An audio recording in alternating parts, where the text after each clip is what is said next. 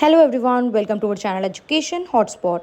So this is the very first video for covering the basic of sociology. देखिए ये जो video रहने वाली है, ये जो playlist I'll make a compilation of certain videos जो आपके मल्टीपल एग्जाम में हेल्प करेगी. लाइक अगर आप यूजीसी नेट टारगेट कर रहे हो, स्टेट लेवल पे एग्जाम, सेट एग्जाम टारगेट कर रहे हो, पीएचडी एंट्रेंस की बात हो, अब क्योंकि बीपीएससी भी हमारा जो है ऑब्जेक्टिव टाइप हो चुका है, तो वहाँ पे भी कहीं ना कहीं ये जो कंटेंट मैं यहाँ पे बात कर रही हूँ ये आपकी हेल्प करेंगे.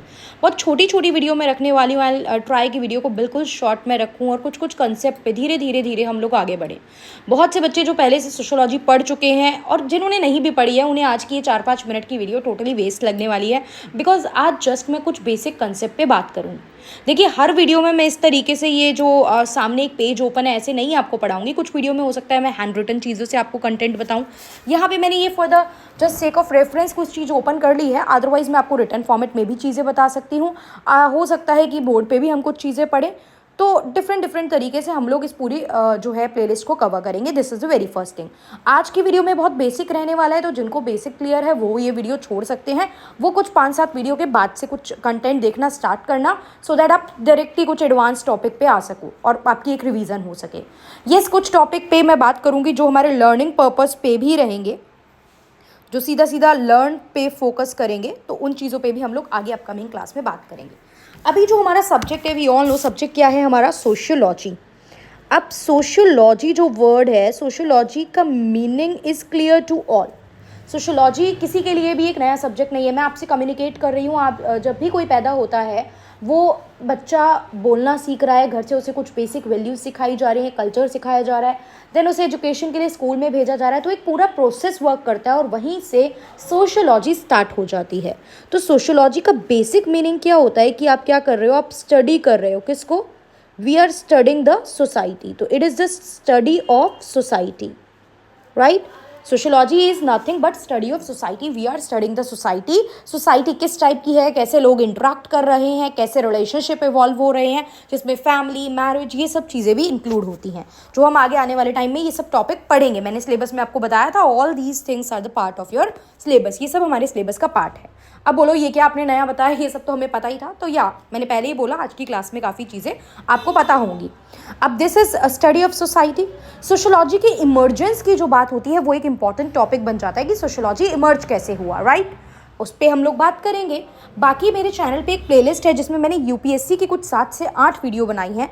उसमें रिलेटेड है कि कैसे जो ये सोशियोलॉजी है ये अदर साइंस से रिलेटेड है, कैसे ये अदर सोशल साइंस से रिलेटेड है. फिजिक्स से, केमिस्ट्री मतलब फिजिक्स से कैसे रिलेटेड है, या मैं बात करूँ आपका पॉलिटिकल साइंस से, हिस्ट्री से कैसे रिलेटेड है, इन सब चीज़ों से ये किस तरीके से, physics chemistry not specifically, science से कैसे रिलेटेड है, पॉलिटिकल साइंस से कैसे रिलेटेड है, हिस्ट्री से कैसे रिलेटेड है, एंथ्रोपोलॉजी से कैसे रिलेटेड है, वो वहाँ पे विद नोट्स कवर है.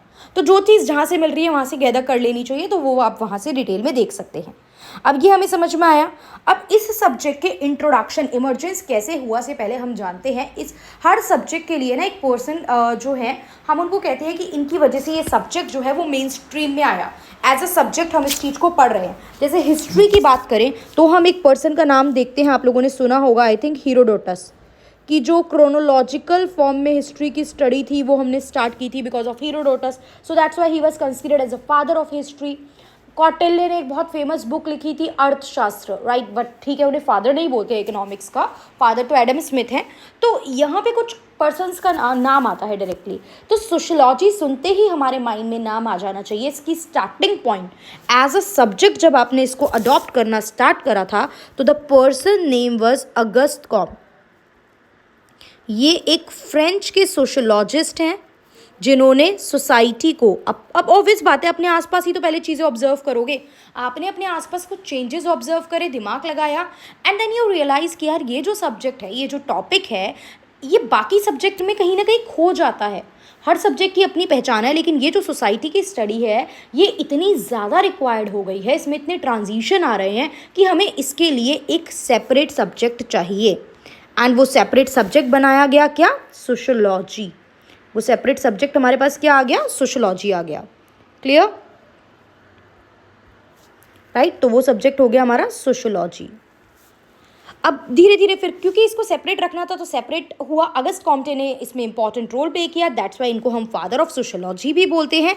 1838 में, इन द ईयर 1838 में मतलब 1838 आपको याद रखना, उस समय फ्रेंच की सोसाइटी में चेंज हो रहे थे, फ्रेंच रिवोल्यूशन आ रहा था, इंडस्ट्रियल प्रोसेस में चेंज हो रहा था, तो इंडस्ट्रियल रिवोल्यूशन भी देखने को मिल रहा था, साइंटिफिक जो एक थॉट प्रोसेस था लोगों का वो भी इमर्ज हो रहा था। अगस्त कॉम्टे के आगे क्या क्या स्टडी है अगस्त कॉम्टे की वो सारी हम पढ़ेंगे, राइट, तो अभी उस पर बात नहीं करनी है। तो ये that's why he was considered as the father of sociology. अब एक इम्पॉर्टेंट पर्सन है जिनका नाम और आता है, that you should keep in mind. What was the name? The name is ibn Khaldun. Ibn Khaldun एक Islamic sociologist, we can say 14th century में, समटाइम ना इन्हें फर्स्ट सोशोलॉजिस्ट कहा जाता है। अगर first sociologist for example question आ जाए एमसीक्यू में, who was the first sociologist, who was considered to be the first sociologist,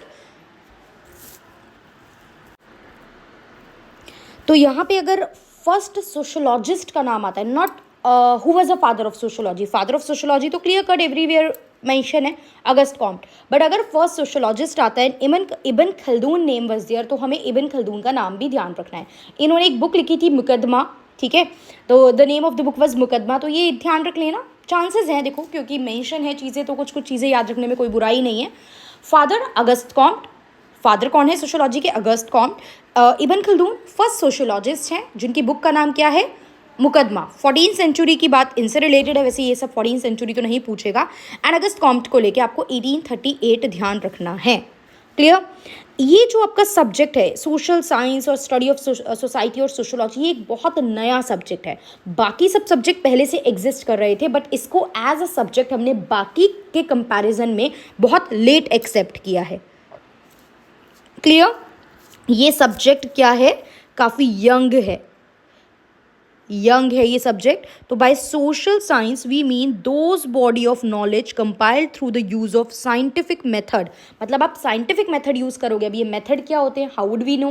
क्या लैब का लेके एक्सपेरिमेंट करेंगे? नहीं, scientific method is not that, वो मैं आगे बताऊंगी। जो रिसर्च एक्सपेरिमेंट पे बेस होते हैं उसके लिए अगेन लैब में नहीं जाना है, ये लैब वाला रिसर्च एक्सपेरिमेंट नहीं है। We'll talk about the methods further.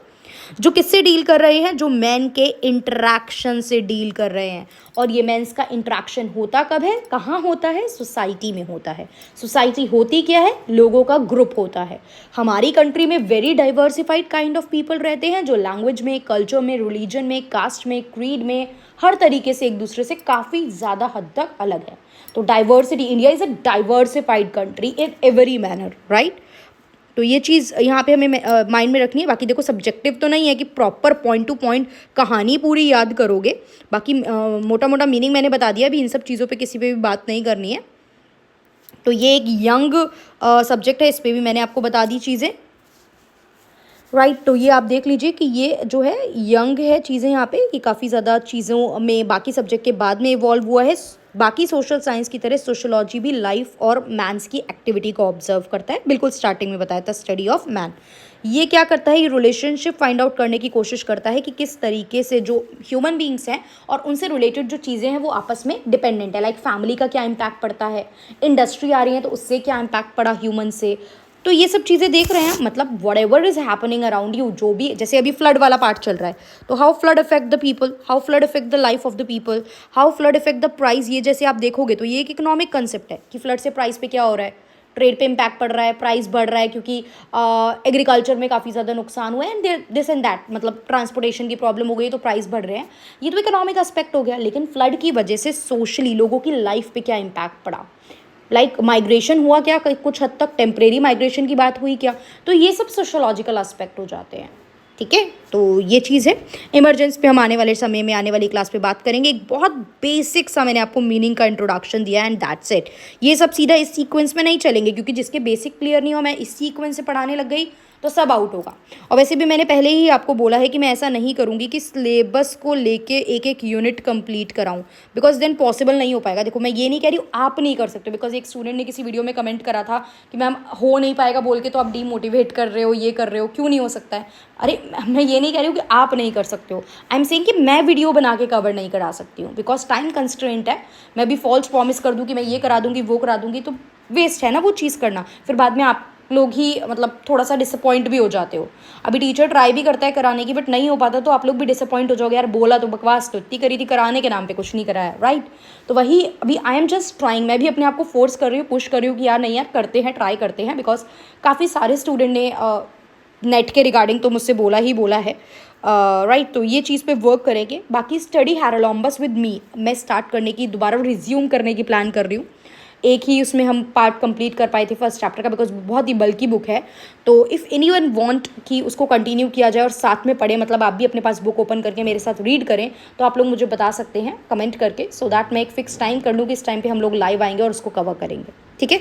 तो सीक्वेंस में चीज़ें नहीं रहेंगी लेकिन समझ में सारी आएंगी। अभी हमने बिल्कुल बेसिक मीनिंग की बात की थी, and in the next class I will be covering some other topic of the मतलब एज पर द सिलेबस। और ये वीडियो बेनिफिशियल मैंने पहले ही बता दिया है, थंबनेल में सॉरी आपका थंबनेल में भी मेंशन मिल जाएगा, थंबनेल में मेंशन मिल जाएगा किस किस के लिए बेनिफिशियल है। बट कुछ वीडियो देखनी पड़ेगी, देन एक बेसिक अंडरस्टैंडिंग डेवलप होगी। डू नॉट जज the book by its cover, so do not जज द टीचर बाय 1 और 2 वीडियो, राइट। बाकी चैनल पे बहुत वीडियो हैं, अगर आप MA के लिए मुझसे पढ़े हैं तो आपको चीज़ें पता होंगी, the way of my teaching and the things. But if someone is new then please wait for a while. अगर आप यहाँ तक आए हो तो पेशेंस है आप में, वीडियो में आपने यहाँ तक सुनिए, बाकी आगे हम लोग फर्दर डिफरेंट टॉपिक पे बात करेंगे। So that's all for this video, thank you for watching.